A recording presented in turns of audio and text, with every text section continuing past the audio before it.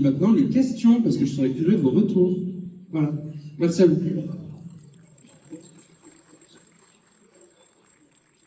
Merci pour ton intervention, très intéressant. Moi j'ai une question, les ressources que tu as présentées là, est-ce qu'elles sont plutôt pour un public des élèves du secondaire ou est-ce qu'elles peuvent facilement être utilisées dans le supérieur?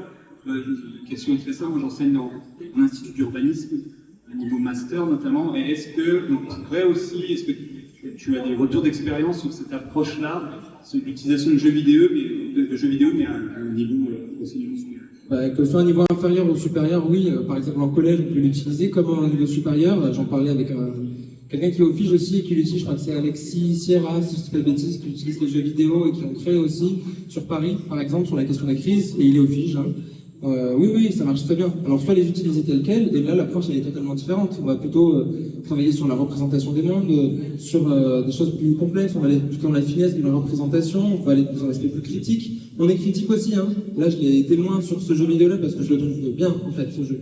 Mais il y a des jeux comme Assassin's Creed où, typiquement, là, tout de suite, la représentation historique, on peut la critiquer, comment, par le croisement avec des sources, etc. Et ça, on tend vers un niveau, un lycée, de l'université, par exemple. Donc oui, je pense qu'on peut, et d'ailleurs c'est déjà fait en fait. Au vu de Termination et Samuel Ruffat le font. Hein.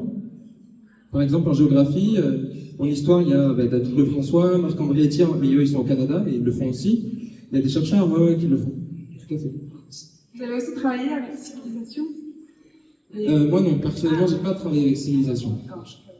Mais à l'avenir j'aimerais bien. Mais si vous voulez savoir plus sur ça, il y a Ludovic Chevassus qui a fait pour les Clionotes. J'ai mis quelque part. Là. Lui, il a fait tout un dossier sur Civilisation, ce qu'il fait avec ses élèves, etc. C'est directement accessible. Moi, j'ai fait juste quelques petits jeux comme ça, et des papiers aussi, mais pas Civilisation. Oui, il y a une question là-bas au fond. Il faudrait faire passer le micro, s'il vous plaît, derrière vous. C'est gentil. Merci pour la présentation. Au-delà du jeu que tu présentes, quelle stratégie tu mets en place pour éviter justement tous les défauts liés à la pédagogie invisible, au fait que les gamins issus des milieux plus populaires ne voient pas forcément le savoir à acquérir après l'activité, ne font que jouer sans apprendre? Déjà, c'est bien ce que je disais, hein, c'est que la question du jeu, en fait, c'est-à-dire que soit on laisse les élèves jouer directement aux jeux vidéo, soit on les laisse jouer directement aux jeux vidéo, et dans ces cas-là, ils sont un peu laissés face à eux-mêmes, et ça peut être compliqué, soit au contraire, justement, on décortique le jeu vidéo à l'aide de questions, et là, par contre, on perd l'aspect ludique. C'est plus fun. On va quand même étudier un jeu vidéo, c'est fun, entre guillemets, mais il n'y a pas le côté ludique du tout. On ne fait pas un jeu en classe, ni un jeu sérieux, ni etc. Donc, le plus souvent, en fait, quand on joue à des jeux vidéo, et Romain Vincent, c'est ce qu'il dit dans ses articles, j'invente rien. Il dit que quand on utilise des jeux vidéo, on perd l'aspect ludique, la plupart du temps. Donc en fait, c'est pas en utilisant des jeux vidéo que ça va être ludique. Si on veut vraiment faire des processus ludiques, on le fait par d'autres éléments, par l'utilisation de cartes à jouer, par l'introduction des histoires qu'on peut inventer avec les élèves, enfin par plein d'autres choses. Mais le jeu vidéo ne contribue pas à ludifier les pratiques. Parce qu'en fait, c'est dans un cadre scolaire, les élèves le savent, ils ne sont pas stupides, hein, c'est plus amusant. Oh là là, on fait avec le prof. Au début, c'est rigolo, c'est fun, et puis à la fin du cours, ils disent ouais, bon, on a fait un cours classique en fait. Oui, mais on a étudié un média qui est plus proche d'eux. C'est déjà bien. Donc, oui, du coup, les pédagogies invisibles, en fait, c'est soit on perd l'aspect ludique, soit sinon après, on a des pédagogies invisibles, en fait. Donc il faut éviter le plus possible. En fait, c'est quand on les laisse en autonomie, les élèves surtout. Quand on les laisse en autonomie totale face à ça, là, c'est problématique. Non, il faut les accompagner dans la prise en main, dans la compréhension, accompagner plutôt les élèves en difficulté plutôt que les élèves qui, eux, sont soit des gamers, soit des garçons. Hein. La plupart du temps, c'est des garçons qui savent bien s'en sortir avec les jeux vidéo. Les femmes étant toujours oh non, moi je sais pas jouer, comme ça. Mais parce que souvent aussi, c'est un problème lié aux jeux vidéo et de se dire il y a des discriminations. Et je dis ça parce que c'est ce qu'il montre dans son article Romain Vincent. Hein. Il dit que lié aux jeux vidéo, on voit en fait une formation. Non, c'était après. C'est très genré l'utilisation des jeux vidéo. Voilà. Là, dans cet article-là, il dit que c'est très genré. Et pour les pratiques, on voit en fait que les garçons participent plus lorsqu'on utilise des jeux vidéo, que c'est eux qui vont jouer, et pas les femmes dans les cours. Et donc, pourquoi on utilise des jeux vidéo en fait? Lesquels? Si on utilise Call of Duty et Assassin's Creed, les garçons, wouhou, les filles. Bon. Donc, on va aussi laisser côté des parties de la population féminine, ou sinon de classe sociale moins aisée. Donc c'est problématique, donc c'est pour ça que c'est pas un miracle les jeux vidéo, c'est bien, c'est pas un miracle. Merci pour la question. En tout cas. Est-ce que tu as un avis sur le jeu, enfin la série de jeux Red Dead Redemption, notamment le second volet, Ouais. qui a à la fois une approche plutôt historique, mais aussi une dimension très géographique dans le jeu, donc dans tous les jeux à monde ouvert. Ouais. Mais est-ce que toi tu l'as utilisé ou est-ce que tu as des retours sur l'usage de ce jeu? Ni l'un ni l'autre. J'ai jamais utilisé 35. Alors moi, je poserais une question par rapport à ce que vous disiez tout à l'heure sur les enseignants qui n'utilisent peut-être pas tous eux-mêmes les jeux vidéo. Est-ce qu'on peut faire l'activité si on n'utilise pas soi-même les jeux vidéo? Bah, c'est ultra guidé l'activité. Elle est quand même. Enfin, je trouve que je l'ai faite d'une façon qui est très logique et qui ne nécessite pas du tout de comprendre le jeu vidéo. En fait, il suffit qu'on regarde l'activité, qu'on lise le synopsis, etc. Même si on n'a jamais joué au jeu vidéo et qu'on ne veut pas l'acheter, on ne veut pas y faire jouer les élèves, il suffit qu'on fasse l'activité sans le jeu, on peut tout faire. Hein. Tout faire sauf les questions sur le jeu, enfin le jeu quoi, qui est la question 6. Voilà.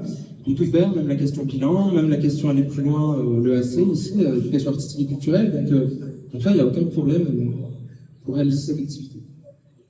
Ça peut donc aider certains enseignants à utiliser des jeux vidéo dans leur pratique sans y jouer. Excusez-moi, l'écran du savoir, l'écran du savoir, Ouais, c'est payant? bah, c'est plutôt c'est sur le truc qu'il faut demander. Oui, alors parce qu'il y a des régions qui sont passées au numérique en lycée, donc une bonne partie des lycées d'Île-de-France, tout le Grand Est. Mais là, en ce moment, l'activité est en libre accès sur le site. Je pourrais prendre le papier pour avoir. Donc c'est www.l'écrandusavoir.fr et donc en ce moment c'est en ligne. Mais bon, sinon les lycées des régions numériques ont de l'argent pour acheter en seconde un manuel numérique. Sachant qu'on n'est pas obligé d'avoir un ordinateur pour utiliser un manuel numérique, surtout au lycée, on utilise les smartphones des élèves. C'est faisable. On n'est pas obligé d'avoir une salle informatique dédiée, etc. Les smartphones des élèves, ça fonctionne. J'en parlais avec des collègues qui le font.